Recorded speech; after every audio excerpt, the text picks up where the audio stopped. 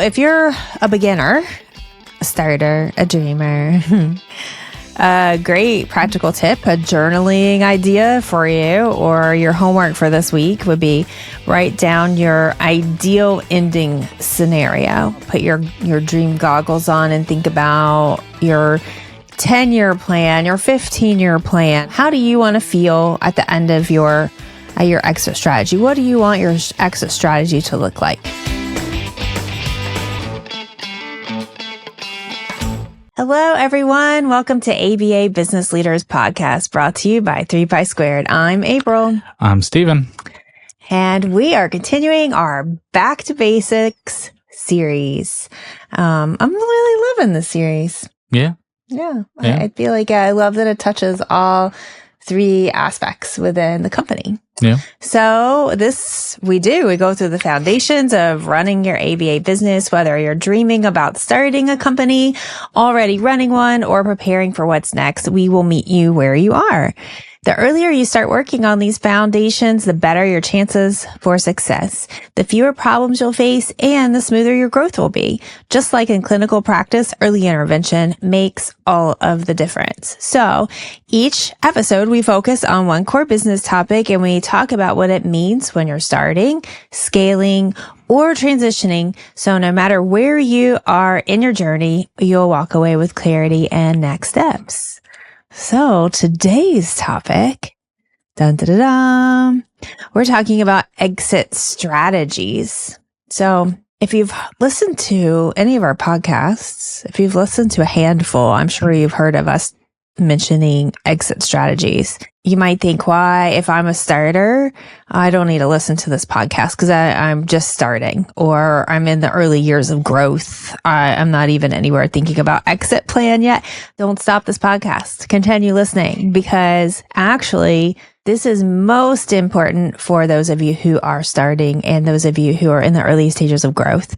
Because knowing what your exit plan is and knowing all the things that you need to know to be able to exit your business one day are crucial, vital, important, life-changing, may help make that process a lot easier when you do plan to exit. It may help you to exit with more money, more confidence, all of those things, right? So we're just going to go through and talk more about what things that you need to know. And as always, this is just a 45 minutes to an hour podcast where we're just hitting high level, quick information, just getting the conversation started and helping to be aware that this is even a thing that you need to start thinking about and researching. So a lot of us do think about, when we think about the exit strategy, it's like, oh, okay, we finally hit retirement. We finally, either this business is running on its own and I can just step out of it, or I finally got it to the point where I've done the thing I wanted to do and now I'm ready to sell it. And I'm going to go travel the world or find a nice, warm, sunny white sand beach and lay back and enjoy myself. Or maybe I'm going to start another business. I don't know, right? There are a lot of different things that, and maybe even those ideas and dreams may change and evolve over time. But for the most part, I don't know of any of us that want to still be running an ABA company where we're working, 40 plus hours a week well into our 70s and 80s. I don't know. Maybe you do. And if so, I'm happy for you. Yeah, some people might do that. Yeah. I talk about this consult often, but we had one customer reach out and she was like, all I want to do is paint. That's it. I just want to paint. How do I sell this thing and paint, right? And so if you're that person and you're listening to the podcast and you've heard Steven, you'd be like, yeah, that's me. I'm famous. and we've had several, I've lost count, but people reaching out, doing a consult and having them say, man, I wish I would have had an exit strategy when you told me I needed an exit strategy. There's a lot of pieces involved in this, and it's really important to have some kind of plan in place, because it's going to be difficult. If you know all of your clients, you know all the parents, you know all your staff, saying goodbye to that or passing it on to someone else, that can be a very difficult transition. Especially most business owners I know are complete control freaks. So, that you put how many years of your time, blood, sweat, and tears into this, it can be very difficult. Like assuming like a house, but times it by 1,000, you know what I mean? Right? So, Well, I think it's important to say that there's no right way. There's no, I didn't say that right. There's no wrong way to exit your business, right? There's no wrong exit strategy in the sense of how you want your exit to look. Like, you do need an exit plan. I'm not saying that. You do need an exit plan. There are parts to it that are important to include, but there's no well, let's see. I'm trying to be clear in what I'm trying to say here. But there's no wrong way to do it. Like, if you want to be involved in this company until you leave this earth, but you want to decrease the amount of time that you're having to spend, on the day-to-day stuff. If you're wanting to, like I said, wanting to travel, if you're wanting to shift gears and do something completely else, if you want this exit strategy to be in your 30s, if you want this exit strategy to be in your 60s, like, it's really, I think that's one of the things that's important to sit down and look at, that we don't typically look at when we're in all of the hopes and dreams and excitement of building, is, okay, this is really exciting right now. I'm really excited. I'm all consuming, right? But what do I want this to look like? Because if your intention is there and you slow it down and you think about, it can change, it can shift, it can grow, and that's okay too. Correct. But it just kind of having an idea of, where is the end of this path? What does this path look like? Because if not, we just kind of get on that autopilot, got to do all the things, got to make it bigger and better, and open all the clinics and run all the, and having multi clinics is not for everybody. Having a clinic is not for everybody. Correct. And home services isn't for everybody. Right. So I think that's the beauty, and that might be part of what draws people to this field. Yes, to help families. Yes, to help the learners that we provide services for, but like having some autonomy and having some independence and having some say in what this looks like for you and how you want to run it. Yep. Yeah. Yeah. You want me to add to that? Go for it. This is just a conversation. Yeah.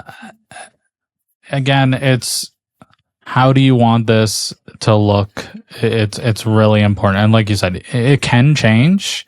There's no problem with that change.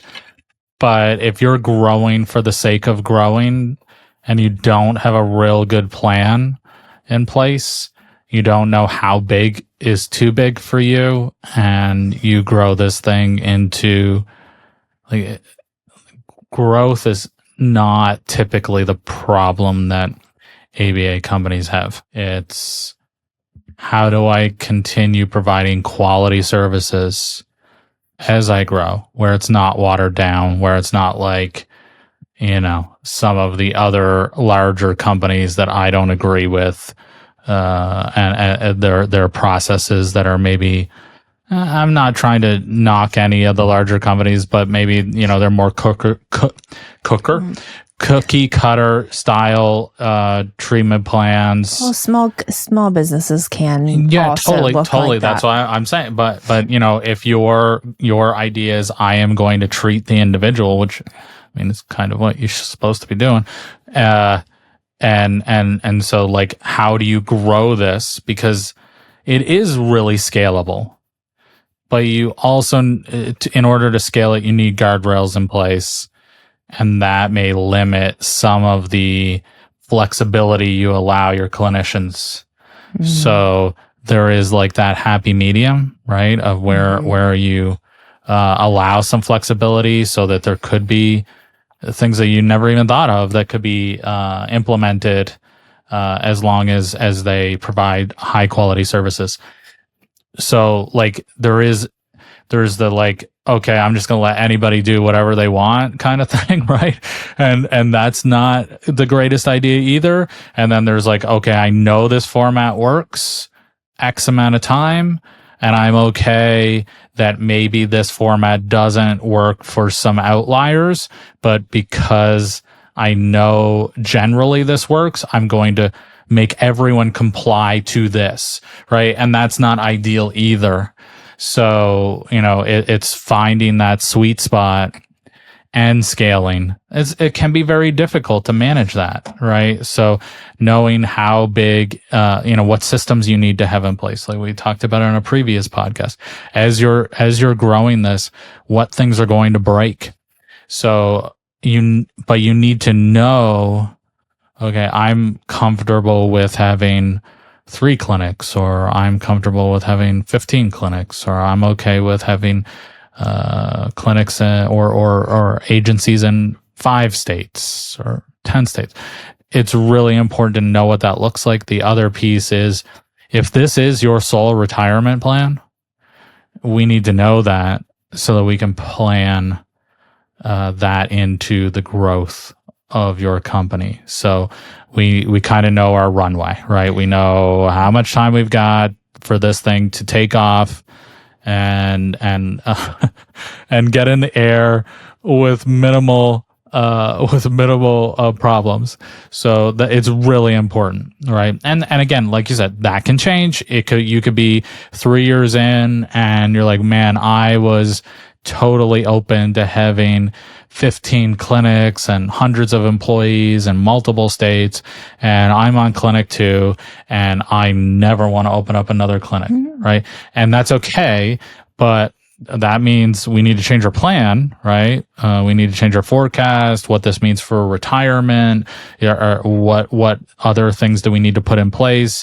Do we need to change your growth plan to a retirement plan, right? So you're putting in some of your profits to, some kind of investment strategy so that when you do end this smaller company, you still have the ability to live comfortably. So it's just, but unless you know what this is, we don't. And so a lot of people will come to the end, and the end is not planned because we have no exit strategy.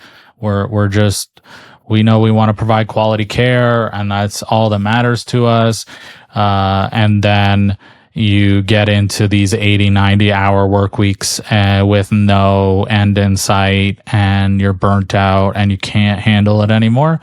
So you just say, I'm done. I'm going to sell this. And you don't get the value for this thing that you've spent the last 3-4 years building. So there is that piece of it as well. So yeah, I mean, like I've already said, for those, we'll kind of move into the starters, the startup people out there, the dreamers. We've already discussed that. Already discussed what? Can you just clip that for a second? Sure. So yeah, moving into talking to you guys out there who are the starters, the startups, the beginners, the dreamers. We've already talked a lot about, you need to know your exit plan from the beginning. Okay, what does that look like, right? It's really looking at defining your growth path itself. And that looks like defining realistic goals, knowing what kind of company you're building, which, guess what word I'm going to say now? Values, right? Like what's your why? What is your overall why? What are your values? What are you wanting to build this company? What kind of company are you building? And then deciding how you're going to measure success along the way. So those are really 3 big things that should be involved in your growth path. Now, we'll get into it more in conversation here in a minute, but there again, it's just going to be high surface. We're not going to be able to dive into all the details. But knowing what kind of company that you want, and even knowing an idea, like Steven said, the size of company you want. There again, what you're going to probably find is your why is never going to change. It may evolve. Mm-hmm. It may become deeper. It may, but it's not typically going to take a hard left turn of like your intention. I don't know. Have you seen those business owner memes where it's like a Monday morning, I'm going to conquer the world. Monday, 11 a.m. I'm burning this place to the ground, right? Like, so like there can be, right. Especially however, I feel that if you are, now we're all human and we all just are going to have those mood swings. It just happens. But, I feel that is leading with your intention, leading your company, your business with intention, and knowing your why helps you to be able to respond in those situations and 100%. Be intentional versus reacting. And so that at 11 o'clock, instead of wanting to build a building down, you could say, whew, this is tough, but I'm doing this because, right? Like that really just helps you. But yes, absolutely. That is what, as business owners and ABA business leaders, that's how things can roll sometimes. Totally. But having your growth plan hopefully helps you that on those really hard days, at least you can say, okay, this is my why. This is why I'm doing this. And I have a goal. Yep. And here is my goal. And let's hey, I'm going to maybe give myself 10 minutes to just completely vent. Yes. And whine and complain, and then okay, how can I switch this? What's my adjustment to switch and move forward? But I think with those realistic goals, having benchmarks. So, when you're looking at size, when you're looking at type of services, because also you may think I want to be multidisciplinary. I want to start off ABA, but I want to add PT, speech, OT. I want to turn this into a preschool program. I want a nonprofit. I mean, there's many things that can be done. So really looking to see, okay, what's the big picture, and then stepping back from that and setting those goals. But making sure that you're setting those realistic goals, and then you have those benchmarks within it. So and we'll talk more about the benchmarks in the next segment when we're talking about growing, but having it sketched out to at least know, if you're thinking about building a house, right? Like, how many bedrooms do I want in this house? Doesn't mean that later on, after the house is built, you can maybe do an addition and add a 5th bedroom on or something, right? But what do I want in my living space? Do I want, what's our intention in this home? How do we want to live? What's our life look like? What are our goals? Do we want to spend more family time together playing game night? Okay, well, let's make sure that we include a space in the house that's dedicated to family game time, or, really building that. And it's the same type of thing, building and dreaming and planning about your business. Also, part of that is, keeping in mind that work-life balance, of not saying that everyone has to have the same work-life balance and that it has to even be balanced, but the concept of what are that goes back down to your values, right? Like what is important to you. So if you're a beginner, a starter, a dreamer, a great practical tip, a journaling idea for you, or your homework for this week would be write down your ideal ending scenario. Think about, put your dream goggles on and think about your 10-year plan, your 15-year plan, maybe your 5-year plan, maybe your 25-year plan. And I know when people tell me to do that, I'm like, no thanks. Because, I get lost in all the details. But just think really, really big picture. How do you want to feel at the end of your exit strategy? What do you want your exit strategy to look like? I know there's a lot of people out in the growth, space who talk about, pairing it with meditation, even and really, really immersing yourself into what it looks like, what it feels like, and using all of those senses. Yeah. I mean, Insight Timer is free. I would, encourage you to look at retirement party kind of meditations. Who's there? What's it look like? How does it feel? right? All of those things to kind of, so you can dream big. And what does this look like? And then we know, right? And again, this can change, but having that plan, is something that you can aim at. And if you don't put this in place, then we're aimless, and that will lead to mistakes. It just does. So we can put this, we know what we're aiming at, and then we know what we don't want, right? We've talked about this in our growth podcast, where what do we not want this company to look like? So now we know what we're going towards, and we know what we absolutely do not want to go toward. This is going to be our guardrails, and so we need this. I mean, I've listened to too many positivity podcasts and meditations, but use this as your GPS or your compass, right? So this is where we know we know where we're going. We have a plan to get there. We know how long it's going to take us. And it's just going, when it does get hard, like you said, knowing that, okay, this is why I'm doing this. This is important to me. This is how I want it to feel. This is why I've started this company. On those nights when you think everything is coming to the end and you're going to be sleeping in a box on the side of the road, or whatever your nightmare scenario is, right? Just knowing, okay, this is why we're doing this.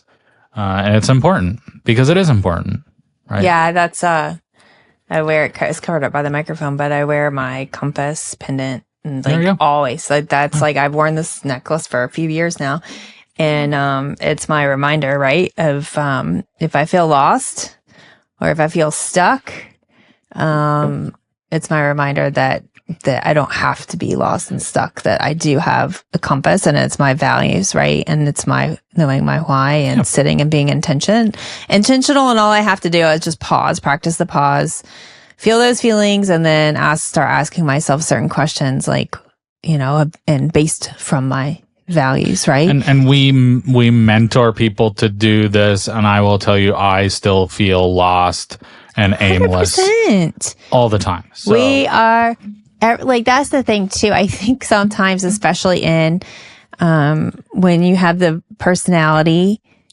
that brings you into the space of entrepreneurship. Mm-hmm. You feel like, okay, you're going to master this. You're going to get to this level and conquer it and move on to the next level. And it's like a linear progress, and it's not, right? We're all human, and we all have human emotions, and we all handle those emotions differently, and we all have different skill sets. But that's also why it's important to know what your exit strategy is, because when on those really tough days, and sometimes, let's face it, sometimes those tough days turn into tough weeks, and can even turn into tough months, right?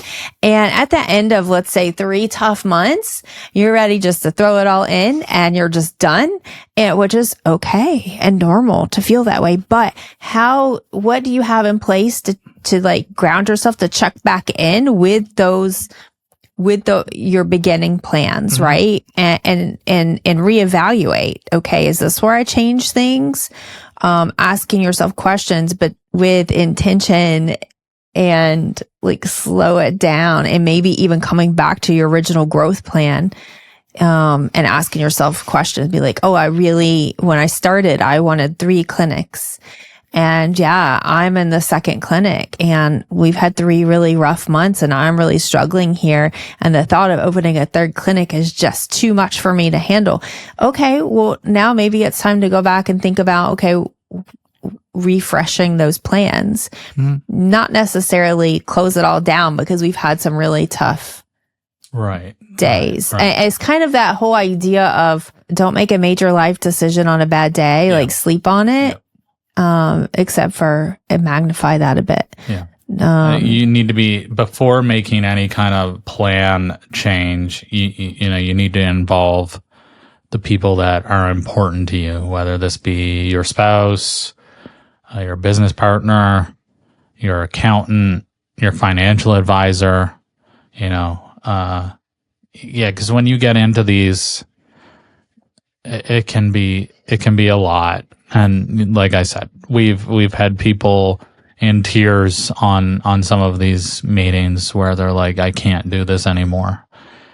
And most of those people that we've talked to, when we're like, okay, what did you want this to be? They have that vision in their mind of what they wanted it to be, but they never put it down on paper.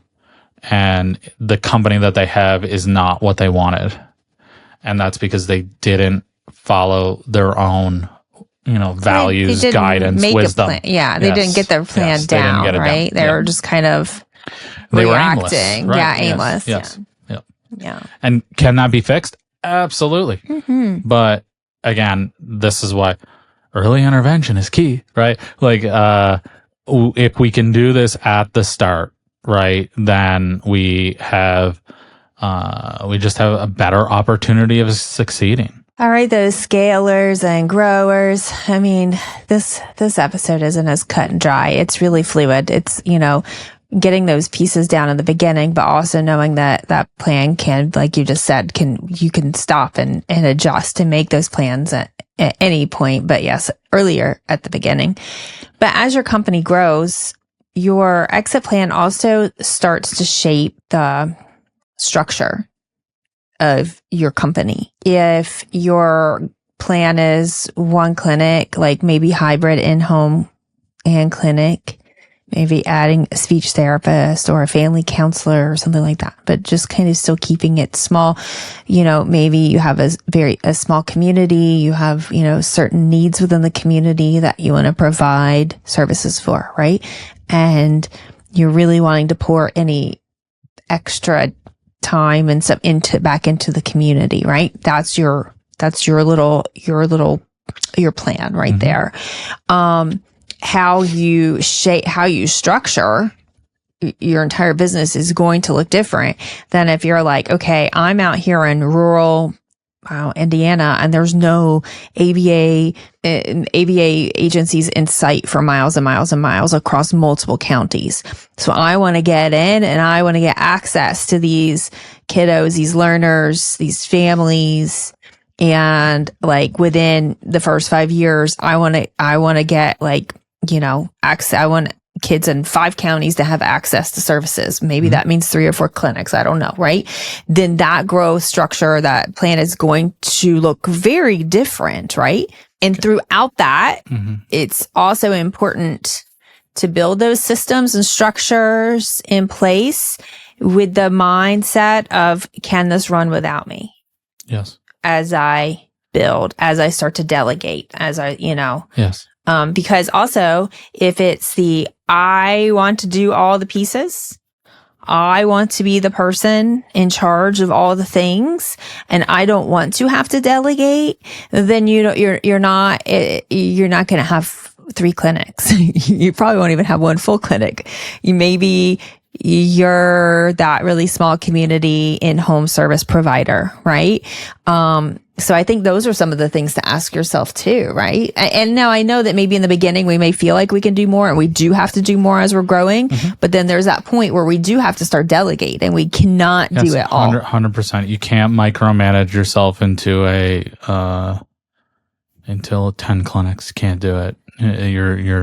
You can't do it. So the other thing I would just have you all consider in the growing space, maybe even for the starters, if your plan is, okay, I'm just going to have this small little agency of 3 or 4, or maybe 3 or 4 RBTs, or you're like, okay, I'm going to have like maybe 7 BCBAs and 1 clinic or something like this.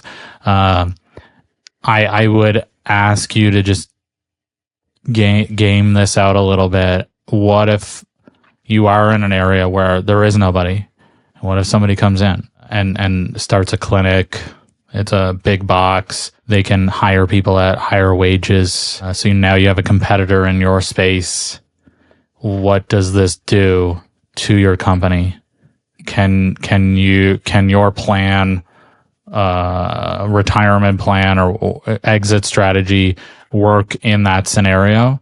So it's just something to consider, right? It is, when you have one clinic, it's kind of similar to having one BCBA. There's just, if something happens in that area, whatever it may be, right?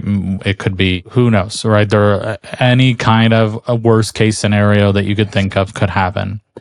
What is your backup plan in that situation? So, it's just something to consider, as you're making your plans. Absolutely. Looking at planning for emergencies and looking at the backups. We just did, if you are a solo BCBA business leader, right, business owner, urge you to go back to season 4, episode 25. It came out November 6th. It's back to basics, emergencies. And it really dives into a more of a conversation around what to plan for, right, when you're the only BCBA in your company. So we won't go deep into that, right, but go back and listen to that. There's definitely a lot more vulnerability when you have one clinic versus somebody that has 5, right? So if a state says, I don't know so much about the amount of clinics as far as the amount of practitioners within your clinic that are licensed. That, like, let's say you're in multiple states, you have 5 clinics over 3 states, and then one state says, you know what, we're doing a 30% reduction in our Medicaid rates. Like, that state now, and if you're 80% Medicaid, what does that do to you, right? So, I mean, you can game this out. It's very easy to game it out. So having those other 2 states that maybe have not done this will allow you to stay afloat, where if 80% of your cases take a 20% or a 30% cut, that's devastating, right? Mm-hmm. And like Colorado is an example of this, where many clinics just close. They shut up. They shut their business down because they could not afford the rate cut that happened in Colorado, and they lost many providers. So again, these are just things that I would highly recommend. That's why I recommend having a financial advisor, an accountant, someone that can help you think about these long-term decisions, especially if you do not have that business background. It's great to have a conversation with whoever is your expert in this area, and just say, okay, what do we do in these scenarios? And so maybe you're like, I'm dead set on only one clinic, but because of this conversation, it does make sense to open up a clinic. We're right on the border. We could open up another clinic, and I could, delegate these tasks to someone else. And then, you're not putting all your eggs in one basket. They're very similar to, I do not recommend, having, credentialing with just one funder, even if that is going to be the bulk of your clients, because things can happen. I mean, we see it all the time, right? They change their, I was just talking to someone yesterday. Nevada is changing their Medicaid, the way that they're handling Medicaid. They're going with MCOs, and no one knows what's going on. And they start January 1st, and there really isn't a protocol in place yet. And it's like, dude, it's almost Thanksgiving, right? and like, do you know how close January 1st is? So it's, again, going back to Colorado, Medicaid said, hey, we need RBTs for every tech needs to be RBT certified. Like, these things can cause a huge impact into your company.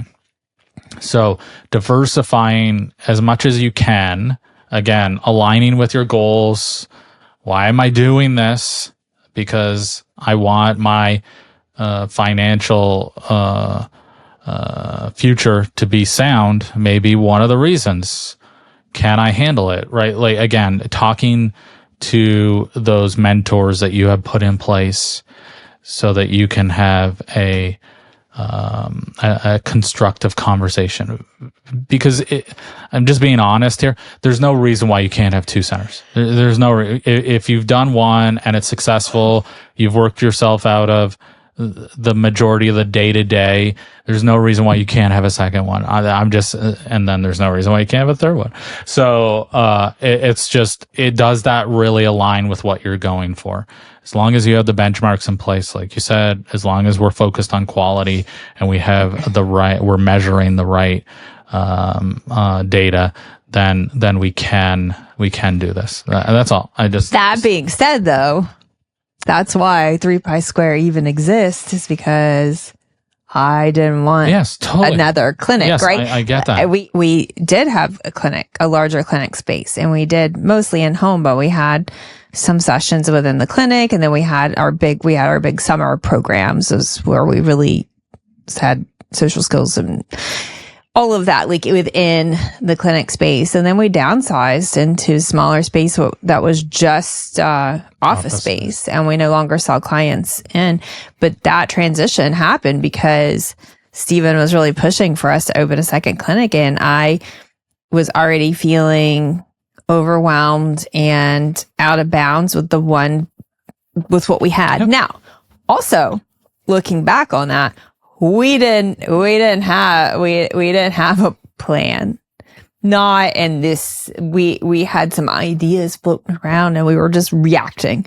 Oh, let's do this. Let's do this. We weren't even communicating about our it was a mess. It was a mess, and a lot of good. It was still. I still feel like overall we provided quality services. Yep.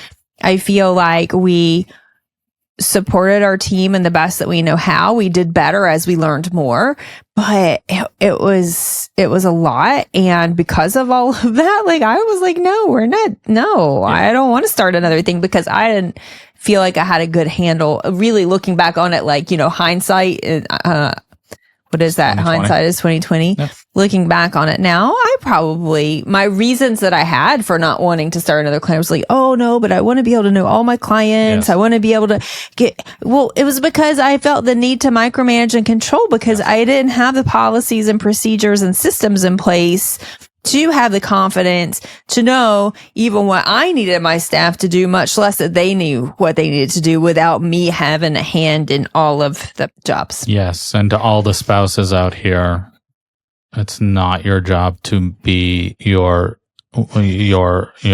significant other's mentor, right? If this is something that you're struggling with, partner, like just business partner or actual spouse, married, whatever, get someone else to help you resolve these issues, right? If we would have existed when we were going through the startup and the growth process, if someone would like us was here, like, that would have been a game changer. Yeah. I think it's very similar to, like a therapist does a great job, but when they go home, you can't therapist your family, right? Like, and I know you mentioned that a lot, but like, hey, this is what I did for a living, and I cannot do this. Like, there's just a different relationship with your own child. I'm sure that there are many BCBAs and techs, behavioral therapists listening, thinking right now, yeah, totally, that's me. I'm an ACE provider for all of these children and families, and I have the greatest advice and whatnot for these families. But then I come home and I am exhausted. And I gave my kid the iPad when he whined, knowing that that's just going to increase his whining more. But that's just what I needed in that moment. Yep. Various, and not saying that we don't also do some really great. We find ourselves in really great situations parenting because we know what we know. Sure. I'm not saying that it's all bad, but we're human. Again, as I say that 500 million times, but So it's having that outside perspective can be very helpful. It can be helpful. I mean, there were many times where I reached out to other people in the field and I said, okay, this is what's going on. This is what we're doing about it. And, my BCBA friend would be like, you see that, right? And I would be like, what do you mean? Well, you're completely helping him delay the task that he's wanting to. And I'm like, oh, I didn't see that, right? Or whatever example, right? It just, it's very good because we're human and because we're complicated and because, we have all these biases and we have these, all the things, right? Like we need support. We need community. We were not made to do this life solo and alone and all by ourselves. We were made to have community, right? And so that's what we have here. I think that our ABA company was pretty good. I give us like a B minus. I look back. I look back on it, and I have more positive thought. I know that's how psychology works. You tend to remember the good. Yes. When you're looking back on something. However, I don't have many regrets coming out of it. Right now, when I was when we were closing, all of the bad things came out. And I think that's also something, as we transition over to talking about the transition people, preparing for the handoff. Okay, you've done all the things. You had your vision, you had your values, you had your goals, you had your benchmarks, you met it. You opened 3 clinics, you support your staff in the ways that you wanted to. And you're supporting the community, you add value to the community. Okay, great. But it's also, I think, superhuman and normal to be like, but I didn't do it perfectly. But there's other things that I didn't do, right? Or, these are the great goals, but I only made it to open 2 clinics. I never made it to the 3rd. Should I hang on longer just so I can just get that last thing in? Or is it time to sit and evaluate and, are we done now? Because there's a lot of emotion. I mean, we're emotional beings. Like there's a lot of emotion through the whole process. But then when you start talking about ending the journey of being an ABA business owner, I think some steps of grief start to come in as well, and then things start to look a little differently. And at least for me, I'm only speaking for myself, and I've had conversations with other business owners who felt very similar to me, and they felt like they were alone in these thoughts. So that's why I really want to share this, is that my business isn't good enough. Like I didn't do a good enough job. There's still things wrong with it. So I don't feel like it's worthy, or I'm not worthy to sell it or to pass it on to someone else. Right. And so there's just this storm of emotions that come into it. And as we know, like if we have a plan to fall back on, if we have our compass to fall back on, if we have the structure, then it helps to ground us when we do get kind of caught up in that swirl of emotion and say, okay, maybe it wasn't perfect. Whose company is absolutely perfect? But this was my why, and and finally 5 supporting details of how your journey supported your why. Yes. Yeah.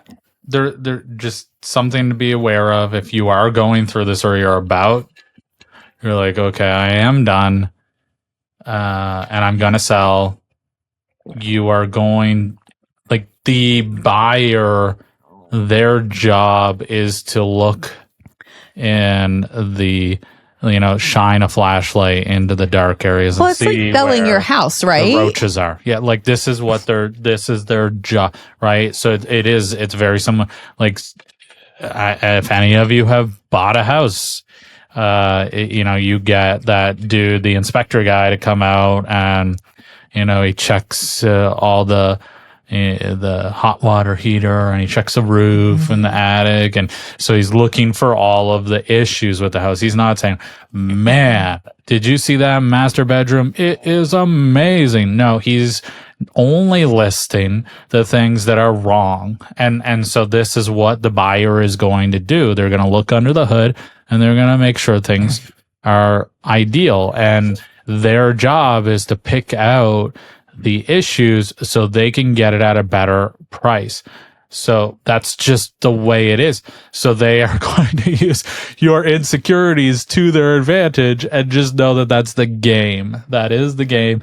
Mm-hmm. And again, having the right people on your side, mentors, a financial advisor, all of your team can help you make these decisions, and okay, maybe we do decrease the price or whatever to get the sale done. That's just something to know. Again, it's very similar to an in-network recoupment audit. The funder is not going to say, oh, here are all the amazing things that you did, and by the way, there's just this one little thing. No, they're going to say, you guys are awful, horrible, and I want my money back. Yeah, right? there's no SHIT sandwich when it comes to this, like where you're like cushioning the crap in the middle, right? It's like it's just feedback. It's just direct. Yes. It's like, okay, here are the things, and that can be really hard. Well, you can. I mean, again, if you've ever sold a house, right, that you were very attached to, and then you're working with your realtor, and the buyer comes back and says, well, it doesn't have this and it doesn't have that, and I don't know, it's not really worth that much. You can get it gets right. You're like, what about that new deck I put on? That has a new roof. We just upgraded the windows. We, whatever it is. And we're like, okay, well, that's great, but they don't care because they see the stain on the carpet. Correct. Or the room is a wild color and they don't want it. Right. Yep. So it's just, it's perspectives too, but it also is about that. That's their job. That's what they're doing. That is their job. And so knowing that, hey, try doing your best to not take this personal, while still understanding, hey, I've been building this thing, right? Like I've been working nights and weekends. I've been taking time away from my family and friends to build this thing for 15, 20 years. And you're telling, the only thing that you have to say is how terrible a job I did, knowing that is coming, trying your best to not take this super personal. And again, allowing those outside perspectives to come in, those other people that are on your side that can help you negotiate this transition a little bit better. Right. It's going to be difficult. Like, and again, we've had, I don't know how many people, reaching out to us, ready to sell. It is a very emotional, and things that you never thought were going to bother you somehow bother you. Right. And it's very like, it's almost like, I don't know, you should be kind of bipolar or manic or something, right? At times, it's like you think of something that you will never happen again, right? With this individual or this team, and things that you didn't get to do that you wanted to do, right? And you're like, I can't believe I didn't do that, right? And it's just like this up and down, and you may even find a buyer and they're like, okay, let's go ahead and do this, and then at the last minute, maybe they can't get the funding together or whatever, and they back out, and then like you're like, oh my goodness, we were like days away from finalizing this, and now what? You're telling me I got to start this whole thing over again? So it can be a little bit bumpy. So that's just something to be aware of, right? It's just something. And again, when you have spent so many years building something, it really is difficult to not take it personal to another level. This isn't like, okay, I'm going to put this bread maker on Facebook Marketplace. Right. Like, I'm willing to take $50 even though I want 75, right? Like this is not, it is very different than that. Totally. Well, another podcast, idea here, back in February 21st, season 3, episode 66, you just closed your ABA company now. What? Mallory, came on and we had conversation and about how closing an ABA practice is emotional and strategic decision. And there was a lot of talk of, I wish I would have known this in the past. Yep. So if that is kind of where you're, even if like, honestly, I was going to say for those of you who are like thinking about closing, but also those of you who are just starting up, that could be a very good podcast to go back and listen to just to get that perspective from a business owner that's on the other side. And we do have some experts that help with selling. So if you don't have anybody in your corner, please feel free to reach out, and we can kind of talk you through this if you need that support. And we definitely we're going to be having them on in a future podcast, and we'll be talking about things like valuations and some technical parts to know about what the selling process looks like and things like that. So I'm really super excited about that. That will be some more technical information to have, right? So probably in the new year that one will be out.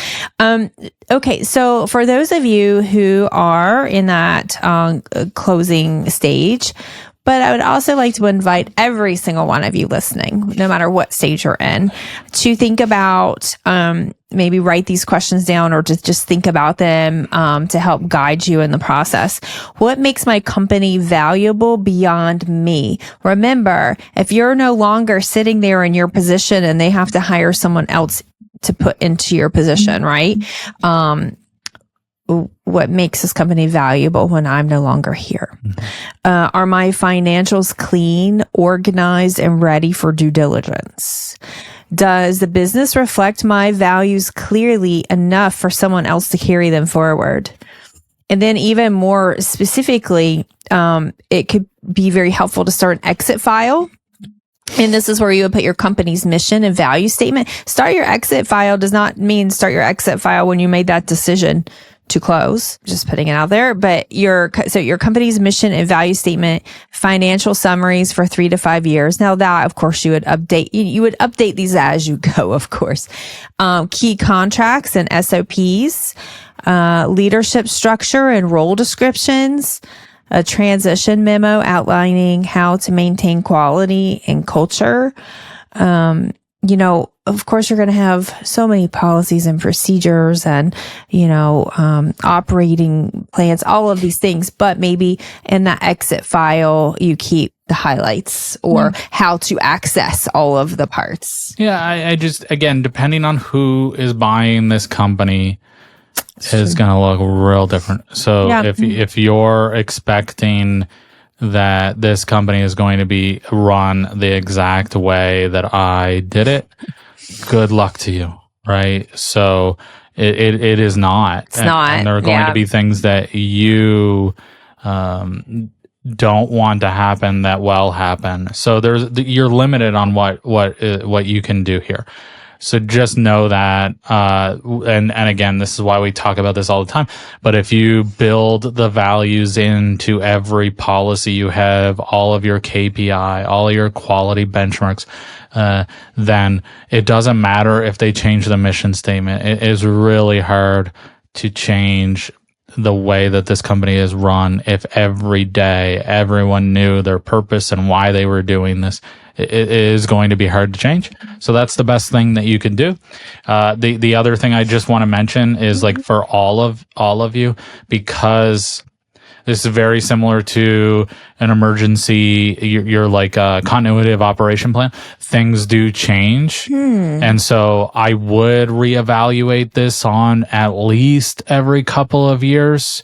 Again, it's going to depend on, like things just happen, right? Like a loved one dies and you're like, whoa, okay. Or you're like, wait a second, I have to go and take care of a family member in another state, right? Things do happen. Life does change. So there are going to be those like just those events that you don't have any control over. Not that we have much control anyway, but those sudden things that happen and you have to kind of just pivot. But you do want to reevaluate this on some kind of a regular basis. If you could do it yearly, that would be ideal. But if you can't, that's fine. Every couple of years, just say, okay, am I still thinking that this company looks the same way as it did when I created my exit strategy? Or am I deciding, wait a second, I hired this amazing BCBA, SLP, and she gave me a completely different view on what we could do.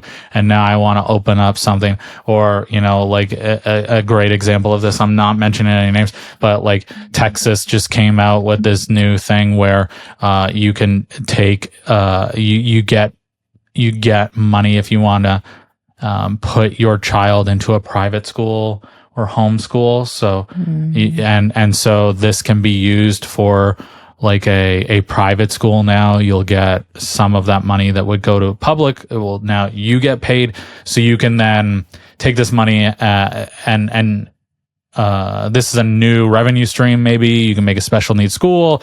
So there is this new opportunity that arises that you never thought was possible. So the things do change, goals will change. And again, if they veer off of your path too much, again, without a plan in place, even if it's a good thing, even if it's like, wow, look at this amazing opportunity, it's completely different than what I thought I was going to build. We're now aimless because we don't have anything written down. We don't have our plan in place. So we're kind of back to that startup phase. So it's just important to reevaluate your exit strategy or plan often, as again, on a reoccurring basis. Put it in your calendar. All right, guys. So I think that we've established that the exit planning isn't just about what it looks like to leave your business, but it's how to lead every step of your business with intention. Yep. When you know what the end looks like, you can grow with purpose and build systems that support your goals and your future of how you want your company to look. And that on the day-to-day helps you to make those daily decisions, those many, many, many micro decisions and major decisions that you make as your decision maker within your company, right? And you can align those with your long-term goals.